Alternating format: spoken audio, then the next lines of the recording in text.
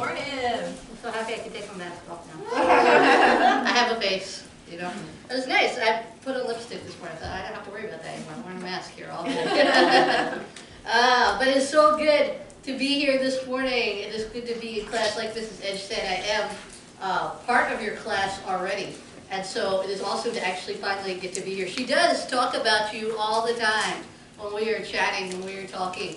And I think the number one thing that she tells me about you all, besides how wonderful you are, is how much you all love me. And what a blessing that is to my heart. And I get to believe that, wow, these people, they love me. And they're praying for me. And they're supporting me. They're sending me things. I'll talk about that a little bit later.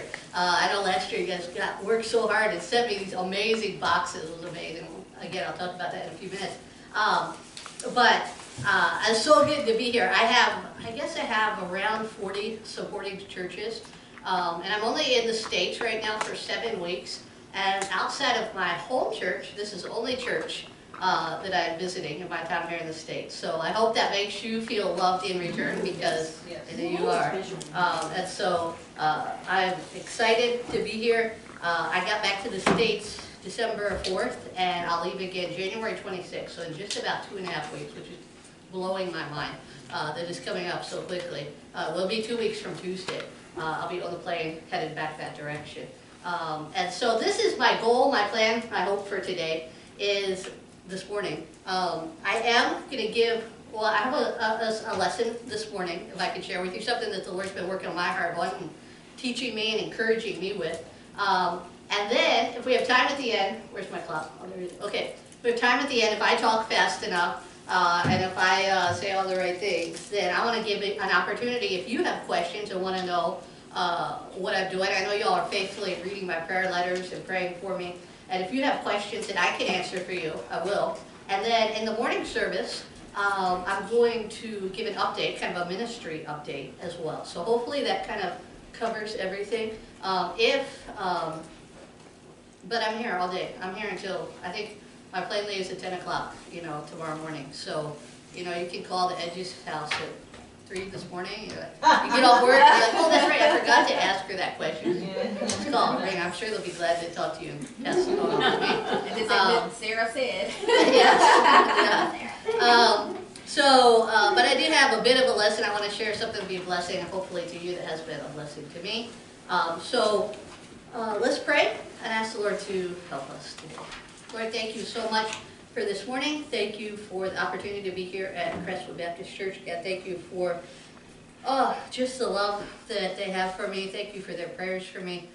Thank you for the way that you are answering those prayers. Thank you for just how you have protected and ministered and blessed them this year, and the ways that they've got to see you work in their lives as well, God. And thank you for just an opportunity to be together again. We don't get this very often, and we're so thankful for it, so grateful in this world like it is today, and all the issues in this world, that somehow, God, you still made a way that I could be here and that we could be here together today. And God, thank you for that. Thank you for that blessing.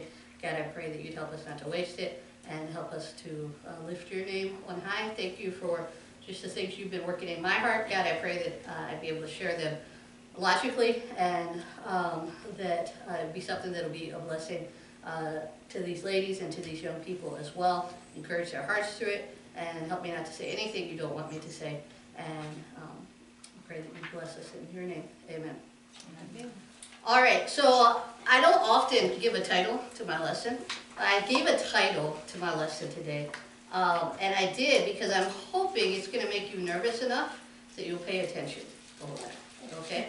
So, I'm going to give you the title of the lesson. So the title of the lesson is this. And Pastor slipped out already, so that's good. So, the title of the lesson is this. We're going to talk today about what is lacking in the gospel. What is lacking in the gospel? Now, if you've been in church, which y'all are in church, your hearts just started like beating weird, and like, okay, this is an issue. This is not good. You're texting pastor saying, cut up the pews. We're going to burn up the steak afterwards, so make sure you get everything ready. But we're not going to do that today, hopefully. Hopefully I can prove this title, right? So what is lacking in the gospel? So I love to talk about the gospel. I love to talk about P&G. We've been, Mrs. Edge and I, we've been hanging out the last few days, and like, what was it, Friday? Yeah. Like, we talked about P&G and about missions for like 5 hours straight. It was like awesome. It was like, oh, da, da, da, da, da, da. I think Caleb was like, whatever, forget those two, you know? Yeah. But we were having a good time. But let me say this first of all, two things. The gospel, what is the gospel? The gospel is, it tells us in 1st, 2 Corinthians that the gospel is the good news of Jesus Christ, that Christ died on the cross, he was buried, and that he rose again for our redemption. That is the gospel.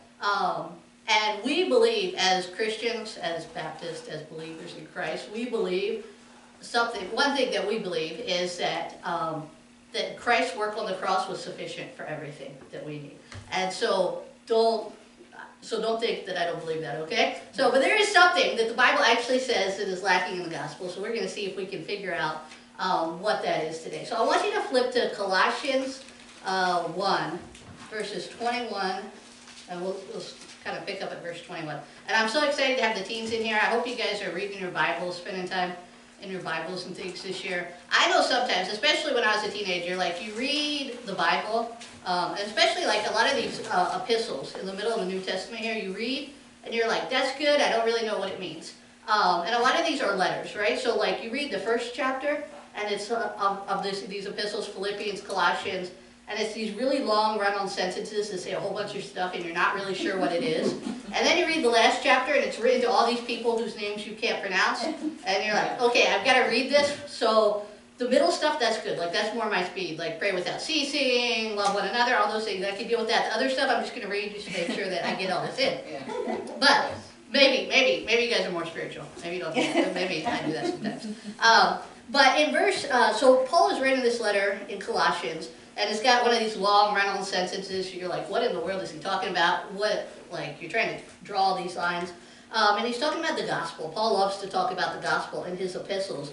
And he's telling him in verses 21, 22, 23, he's saying, you know, the gospel has made you were enemies with Christ before, and now you're no longer enemies with Christ because of the work of Christ on the cross. And he's saying the Jews and the Greeks, or the Jews and the Gentiles, were enemies before, but now because of the work of Christ, he's breaking down, we're no longer Jews and Gentiles, we're believers in Christ. And he's raising up this new church. And so he's saying all these things, and then at the end of verse, sorry, if I squint a bit today, I have an eye appointment this week. I've had a perfect eye my whole life, and now all of a sudden I'm like, I don't know, like I feel like I'm getting old or something. I don't know. So I might not read as much today because some of it I can't see as well today. So I'm like, okay. But in verse, the end of verse 23, it says, Paul's talking about the gospel. He says, I'm made a minister of the gospel. So I'm somebody who's going to minister the gospel to you, to the world. And in verse 24 he says, so wherefore I, Paul, am made a minister, who now rejoice in my sufferings for you, and fill up that which is behind of the afflictions of Christ in my flesh, for his body's sake, which is the church. So Paul is saying, I am suffering, and I'm rejoicing in my suffering, because in my suffering, I am filling up something that is behind in the afflictions of Christ.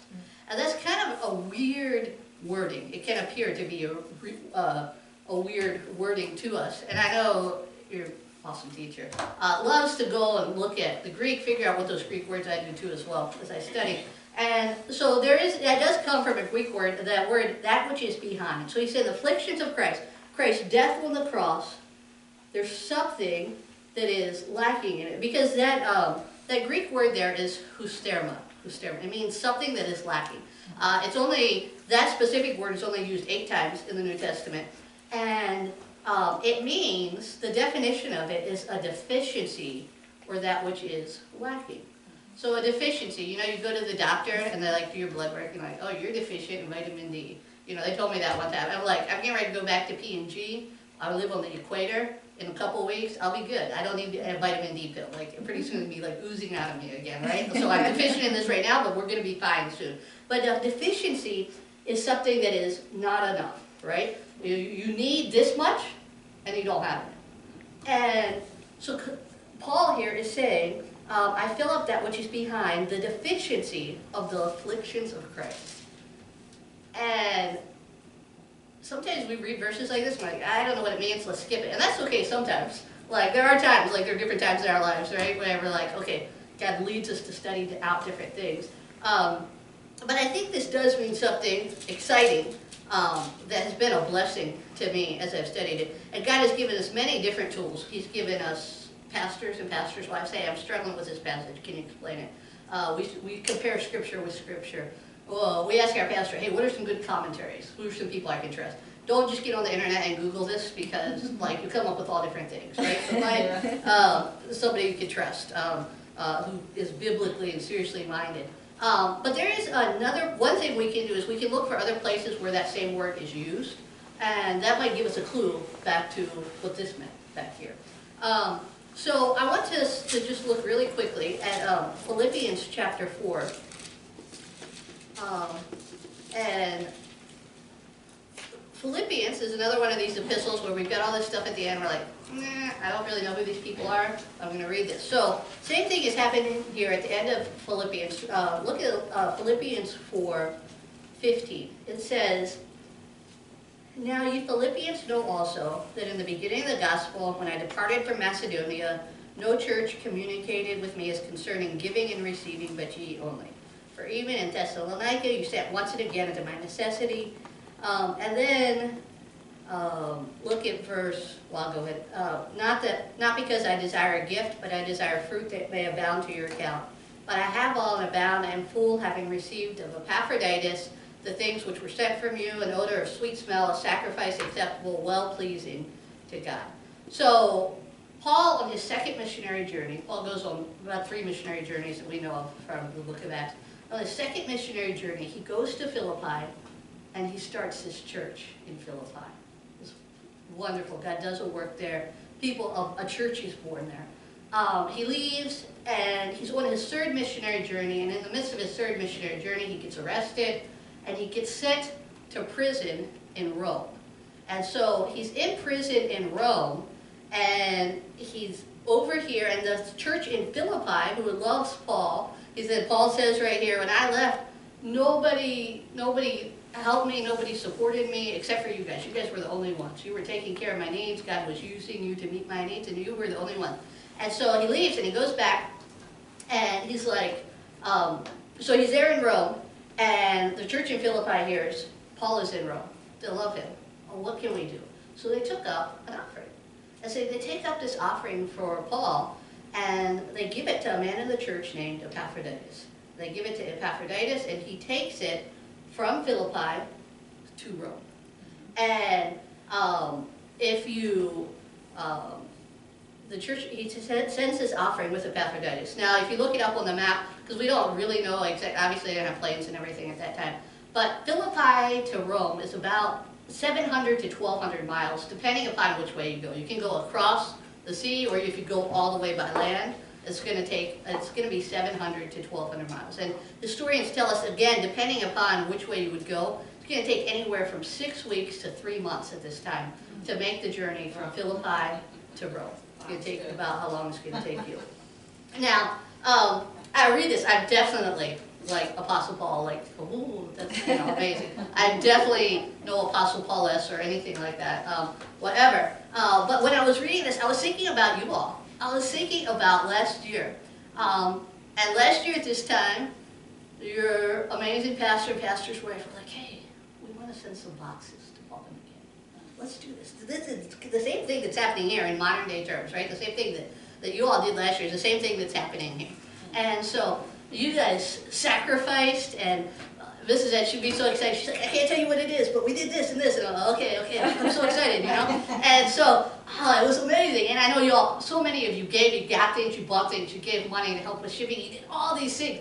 And it was so cool. And the Lord brought that, and it seemed like it took forever, right, to get there. You guys sent it off in like the end of February. And I got it in, I think it was the middle of May. It was the middle of May when I got it. And you're like, good grief, is it ever going to get there, you know, and I'm like, whatever. And so you did all this work, you sacrificed, you gave, and you did all these things.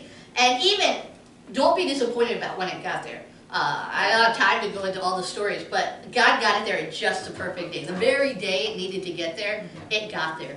The day, I'm sure Mrs. Edge told you, but the day it got there, actually, the Snyder family, they were in Australia because of visa/COVID issues, and our 2 nurses that we had, they left. The chopper that brought those boxes in, they went out on that chopper, and for the first time in 10 years, I was alone there in P&G. And so that's the day the boxes got there. Wow. And so it was a huge time of transition, and you were like, oh, it's never gonna get there, what's wrong with these people? But no, God got it there at the perfect time, and that's just one part of why I know this is perfect time. There's other parts to that story, but God got it there at just the right time, and so that was exciting to me, just to see. Even I saw your love expressed through that, but I saw God's love too, also expressed through that. That God would bring it at just the right time and know exactly.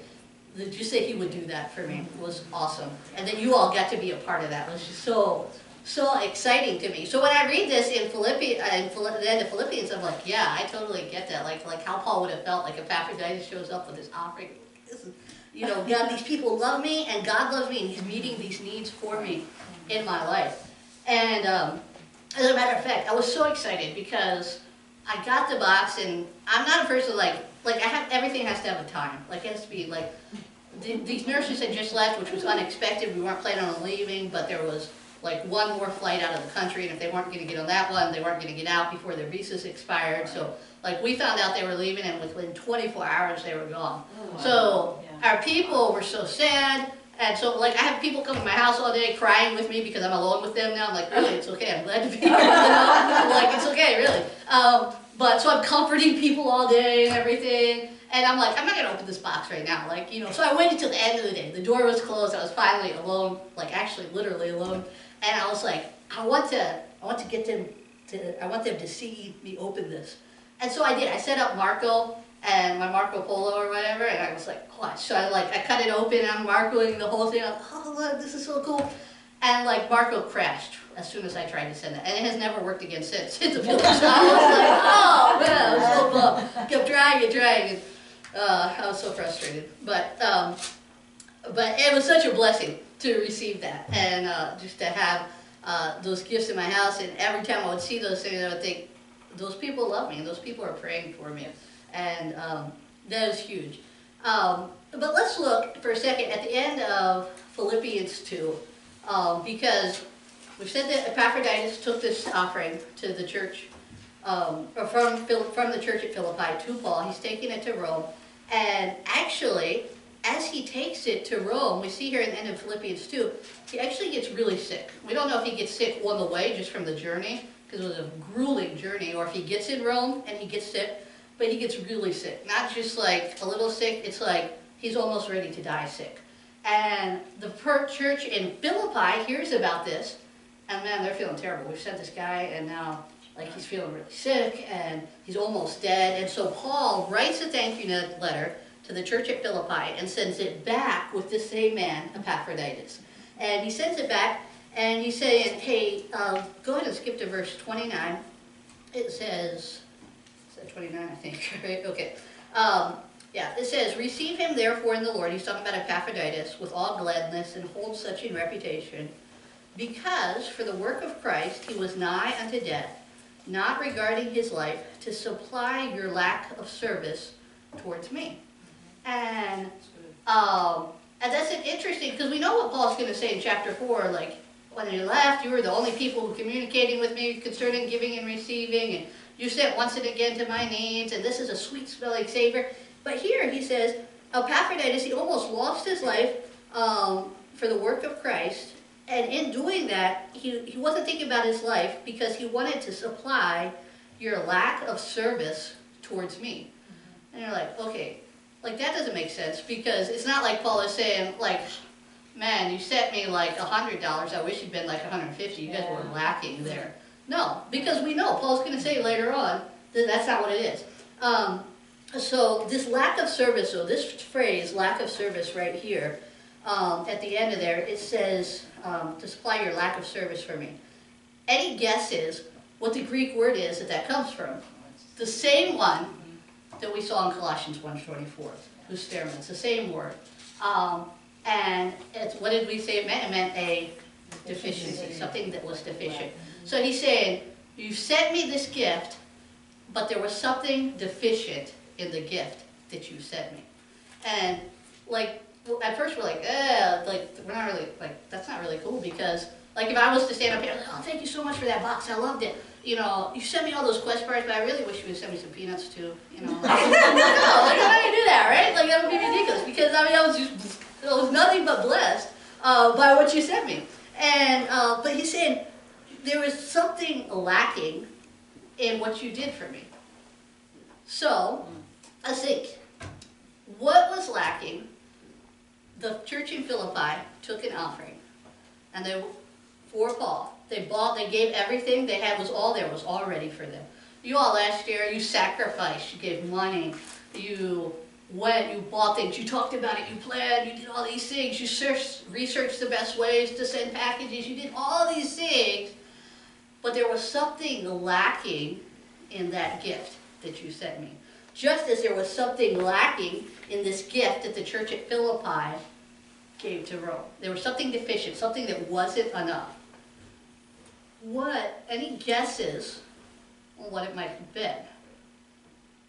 I would say we weren't there, or... What's that? We weren't there. Yes, exactly. So the gift, the church in Philippi gave the gift. What was lacking was somebody to deliver that gift. The gift was all paid for, or in the case of the offering, they'd given all the offering, or this box that you said, everything was paid for. I didn't have to do anything for that. It was all there. It was all prepared for me. But what was lacking was somebody to bring it to me. So you gave this gift, right? And it was sufficient. Everything was there. But there was part of it that was deficient, that wasn't enough. And it wasn't because you could do something about it, but it was, your heart was there to give it, but you couldn't come to P&G, right? Right. So the chopper lands in my front yard that Tuesday morning. That chopper's pilot supplied what was lacking in your gift to me by bringing me the physical representation of somebody to bring that gift to me. I didn't have to do anything. It was a gift. I didn't have to do anything for it. I have to work for it, just as with salvation, we'll come to in a minute, but I didn't have to do anything for it. All I had to do was go and get it from him. But he was the one, he completed, you had sacrificed, you had done all these things, but he completed what was lacking in that gift. So, Paul, did he use that anyplace else? Well, we just read, he did. He used that same terminology in Colossians 1:24. Through my suffering, I'm completing what is lacking in, I don't know, misquoted, Colossians 1:24. And I rejoice in my suffering for you and fill up that which is behind of the afflictions of Christ. There's something lacking in the afflictions of Christ, in the work of Christ. There's something lacking in the gospel. What's lacking is somebody to take it to the world and tell the world about it, and tell those about it. God could do that however way. He did everything in salvation. It's all his work. But for some reason, and sometimes I think, oh, God, like, are you sure about this? And I know God, we can't say that to God, right? But sometimes I do. But you want to take sinners, like redeemed sinners, and give this gift to them and say, hey, go take it, go tell people about it. But that is indeed what he does. He could send angels, he could write it in the sky, he could do whatever he wanted. But what is lacking in the afflictions of Christ is the same thing that was lacking for the gift from Philippi to Paul, the church of Philippi, from the box that you sent me, to me getting it, and Paul putting getting what was lacking was somebody to deliver. And that's the same thing that is lacking often in the work of Christ. What is deficient in that, what is not enough in that, is that God needs somebody to take it. And he's asking us to take that gift. Like I have a gift here, and it is for Nathan back there. Well, I'm crippled or whatever. For some reason, I can't get it back there. So I give it to you, and I say, hey, can you take this to Nathan? I have the gift for him. It's already here. It's already gotten. It's already bought. It's already paid for. But I need somebody to deliver it, right? So what is lacking in the gospel oftentimes? How is the gospel deficient? The gospel itself is not deficient. Because Christ's work is not deficient. But what is often lacking is somebody to take that. And I just want to hit on one other thing in this verse. the special delivery, we could talk about that special delivery, that special delivery part, right? The special delivery, often, if we're going to finish this off, who now rejoice in my sufferings for you and fill up that which is behind in the afflictions of Christ. So Paul is saying here that often that special delivery comes via the means of suffering, and suffering of some sort. Wow. And we kind of don't like that. I don't like that. I don't know if any of you are like, oh man, cool, I get to suffer. So, but no, we're not like that. And I think there's two ways. I'm just going to go through this quickly and hopefully give some chance for you to ask some questions, but about B&G or whatever. I think there's two ways that we can look at and says, we could say that suffering would be a means that God could use to allow us to fill up that deficiency in the work of Christ. Means that God could use to help us to deliver the message of the gospel to other people. I think one, we can look at it sometimes just to give the gospel to other people causes suffering. Like, you're like, oh, like, I don't want to do that. Like my pride, right? A blow tire pride. We're like, oh man, do I really have to do this right now? Like, I want to go give this person track. I want to go share the gospel with this person, but I am busy. I've got a lot to do today. You know, it's cold outside. I don't want to do this. And I know I'm a missionary. You're not supposed to say those things, right? Okay. You know, I'm in my house in P&G, and I'm like, oh, you know, do I have to go do this today? Well, yeah, you have to go do it. But so there's, in a measure, it's a measure of suffering. You have to. Paul says, I die daily, right? So we die to what our wants and desires are. And sometimes we want it, and sometimes we don't. Sometimes we're like super spiritual, like, yes, I want to do this, you know. But sometimes we don't. And when we don't, that's when it's even more suffering, right? And I think God's okay with that. So that can be a means in which our suffering will fill up that which is behind of the afflictions of Christ. But I think secondly, too, is that our suffering, our own suffering in our own lives. And I know this year has been a crazy year for a lot of people, right? And COVID, other things, you know, that have happened. But I think oftentimes our suffering can show to other people the worthiness of the gospel, the worthiness of God. Like, I am following Christ and I am suffering, but He is still worthy above all of that. This suffering, yes, I don't like the suffering. It's terrible. I don't want this. But it shows to others, when we suffer, it shows to others the worthiness of the gospel and how worthy Christ is. There are a few things, and I was talking to Mrs. Edge and her friend the other day, Joanna, yesterday. We were chatting on FaceTime. There are a few things, like I know we hate sin, we hate the devil, whatever. There are a few things I was going to say that I hate, like, but I think one of those things that I would say that I hate, like that I despise greatly, would be something that it's here in America, but it's bled out of America to cultures around the world, all the way down to the level of where I live in the jungle of Papua New Guinea. In America, we call it the prosperity gospel, or something like that. And it's this idea that if I follow Christ, then good things will happen to me. Right. And so I'm going to follow Christ because hopefully good things will happen to me. Which I don't know if there could be anything more anti-biblical than that. Right. If you've ever read the New Testament, I mean, this year was a year of suffering for many. And I read something a couple of years ago that was so helpful to me. We talk about the promises of God, and we think of, you know, we go to Psalms and we're like, oh, you know, the Lord's my shepherd and all these things, which is true, He is. But have we ever looked at, Christ told His disciples, in this world you shall have tribulation. Right. So have we ever looked at 2020 and said, oh, God fulfilled His promise? Right. We're like, no, we don't want Him to fulfill that promise. We want Him to fulfill the promise of, you know, Christ is coming or whatever. That's the promise we want fulfilled. And so we continually in Papua New Guinea have to even push back against that thinking in our ministry here. Okay, I'll come to Christ. I'll be in your church. I'll serve Christ, and hopefully if I do, you know, as I said yesterday, I said, hopefully my pigs will get fat, my gardens will grow, and my kids won't get sick and die. And the problem with that is that when your garden, like, there's a landslide that wipes out your garden. Okay, are you not going to follow Christ then? Like, why did you come to Christ to begin with? Right. But when people see us suffering, then it's I think it can teach them that despite suffering, they still find Christ and the gospel more greater than their suffering is, and that they're willing to endure that even for I was reading the book of Job one time, or a book on the book of Job in my study, and I read this and it said, I would run to God. It was on the verse, though he slay me, yet will I trust in him. And he said, I would run to God even if he had a sword drawn to kill me. He said, I would run into his arms because it's God. That's our role, is God. And I don't know if I can honestly say that all the time. In Hebrews 10, verses 32 to 36, it's saying, call to remember the former days in which after you were illuminated, after you became believers, you endured a great fight of affliction. I don't know about you, sometimes I think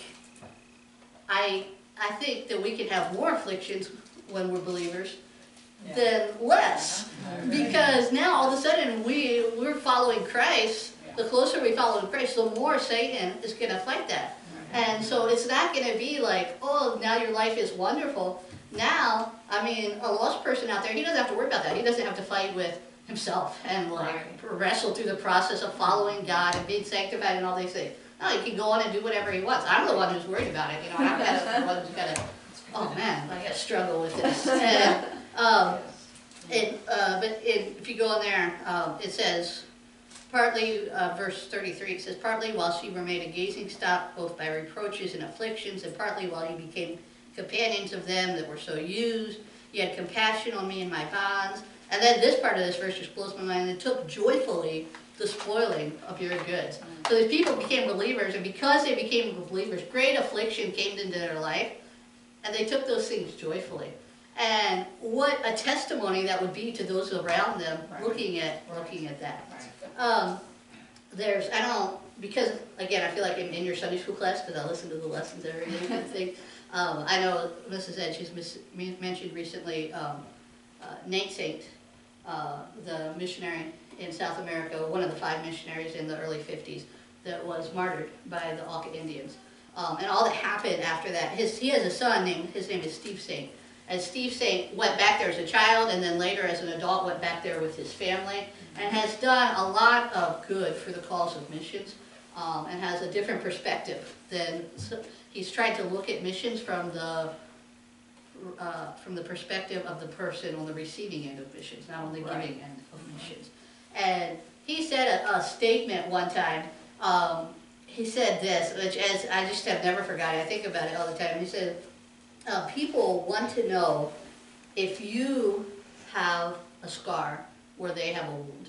So if I have a wound in my life, I want to know if you've got a scar at that same place in your life. Because if you have a scar, that shows that somehow you got healed. And so I'm not healed yet. That's still a wound for me. So if you have a scar, maybe some way, there's a way for me to get healed. Because yes, it was some sort of bad circumstance or something, but maybe somehow, maybe you can help me to figure out, you can tell me, hey, this was what my wound was, and this is how Christ healed it. And I can learn from that. And perhaps that gives me hope that maybe that my wound will eventually become a scar. And, but begs, you have to answer the question then, as often as believers, what do we do? Not as believers, as people. Like, I'm just so full of pride, or whatever I am, that, I got a scar on my arm, which I don't, I do have little scars and things, but what am I going to do? I'm going to cover them up, right? Okay, nobody's going to see this, right? Everybody's, yeah, I'm good. I'm good. God is so good. God loves me. Amen. Let's go sing a song, right? And it's hard, right, to be transparent with people, right? And say, oh, look, this is, not that we go around like, I have a scar right here. So there was a little boy over there in P&G, and he has since passed away, but his name was Noel, and mentally handicapped, and was probably about 19, 20, and looked like he was maybe about 10, and but whenever he would get hurt, he'd have seizures all the time, and all these things would happen. He'd fall into the fire. He'd have had a rough life, and but he loved us, and we loved him. And so whenever he'd get hurt, though, he'd come and he'd have his sword, and he'd come into church. He'd always come into church late, and was always talking and everything. And he'd come and he'd have his sword, and he'd be going around and he'd be like, look, look, you know, like showing everybody a sword. Okay, so obviously we're not going to do that. We're not going to be like, look, like, oh man, I have this affliction in my life or whatever. No, but I think God can show us times through the Holy Spirit when it is appropriate to share those things. I remember one time in PG we do a, you might have to ask questions later, sorry. Okay, so we have the clinic, and so sometimes difficult things happen in the clinic, and so we do what we call a debriefing in a lot of those situations. And so, and we try to do that before we go to bed that night, whenever the incident happens, before we go to bed. And there's reasons for that. Your mind does weird things, and we'll reframe the circumstances and things. And so when Lena is not there, which she hasn't been there for a couple of years now, but even at other times when those incidents happened, it was one of my responsibilities is to lead those debriefings. And sometimes we can go years without having to do that, which is awesome. That's like, yes, we love that. And then sometimes it can be like, it seems like really close together. And there was one time where we had done, it was just myself and 2 nurses there, and we had already had, within a week's time, we'd already had 2 critical incidences that required debriefing afterward, and we had a 3rd one, like within that week's time. And I was supposed to lead it, but depending upon your involvement in things, sometimes that's not as easy to do as, it was never easy, but sometimes it's more difficult. And so I remember I reached out, we don't have great internet, but I reached out to Matt Allen, he was already in the city at that time, and he said, I said, we've got to do a debrief today, and I'm like, I can't do this one, so I need you to lead this one. We're going to video or something, but I need you to do this one first. And he was very gracious, and he was like, yeah, totally, I'll be glad to do that. He's like, I don't know what to do, I've never done it. So I'm like talking to him, okay, this is what you need to do, these are the questions you need to ask, this is how you need to lead this, da-da-da-da-da. But I'm not going to do it, you have to do it. And so, but anyway, he said something very insightful to me during that debrief that's really helped me a lot in the ministry over there, is that he said, when this incident happened, that affected us and things, he said, when this incident happened, did the people that were there, did they see you grieve that? I was like, well, no, of course not, because like, we're strong, we've got to go on, we've got to do the next thing, we've got, you know, you got to keep going. And he was like, we live in a culture, especially PG, where like death and things like that, tragedy is often laughed at as a coping mechanism. But he said, I challenge you in the future to let them see that. Let them see that that's not okay. Let them see you grieve that. Let them see you be troubled by that. So that way it will teach them that God can deal with, that God can help you through those things. And that was extremely impactful for me, and something that really shaped my ministry. 5 till, right? I'm good. I've got it. I like to watch cooking shows. I don't know if any of you like to watch cooking shows. Yes. Okay. But I love competition too. Like I don't want a cooking show where they're like cooking and like talking about their dog or something while they're cooking. You know? I want like competition, like where they're trying to kill each other while they're cooking or something. You know, like that's my thing. I like competition. And when one of the cooking shows I used to watch, there was competition. One of the people who hosted that show, beautiful lady, and she had though on her arm she had this huge scar. Like it was noticeable. It was about 7 inches long, about half an inch wide. And I think you're in Hollywood, you've got all these things like where did that come from? But after a while you'd watch it for so long you wouldn't think about it anymore. You're like, okay, whatever, you know, she's hosting the show or doing whatever. And she did an interview though, definitely, probably most likely not a believer, but she did an interview at one point that I read, and she'd actually been in an accident when she was like 14. And a terrible car accident, and had survived the accident, but her arm had been crushed, and they'd done surgery, and has full use of her arm now, but still has this. And she said this, and I think the biblical, definitely from a secular perspective, but I think the biblical applications to this are huge, would be this. She said this, she said, I love my scar. It is so much a part of me. I'm not sure I would remove it, even if a doctor could wave a magic wand and delete it from my arm. The scar has singled me out and made me who I am. And so many times, the suffering that God takes us through in life is not fun, it is not But God uses that to give us a platform to minister to other people. I'll share one last story. It's not from P&G, but one last story. There was a true story as far as I know, but there was a man in India that became a believer. And he became a believer, and he was so excited. And he started going around everywhere and just sharing the gospel with people. And many people would listen, but many people would not want to hear. And he'd walk many, many miles sharing the gospel with people and trying to tell people how good God had been to him and saving him. And he came into this village one day, and he came in the middle of the village, and he was like, I want to tell you the good news of Jesus Christ. And they said, no, we don't want to hear it. And they basically drove him out of town. And he went out of town, and he was hungry, tired, been working all day, been walking for miles and things. Went out of town and laid down underneath a tree and went to sleep. And he went to sleep, and it was hot, he was hungry, so he just fell asleep. And he wakes up, and the whole village is standing around him.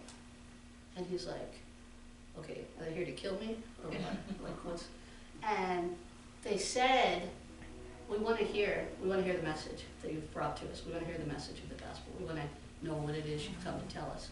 And he said, why? Like, what has changed? You know, I've just been laying here sleeping. What has changed? And they said, because they said, as you've been laying here sleeping, we looked at your feet, and there are blisters all over your feet.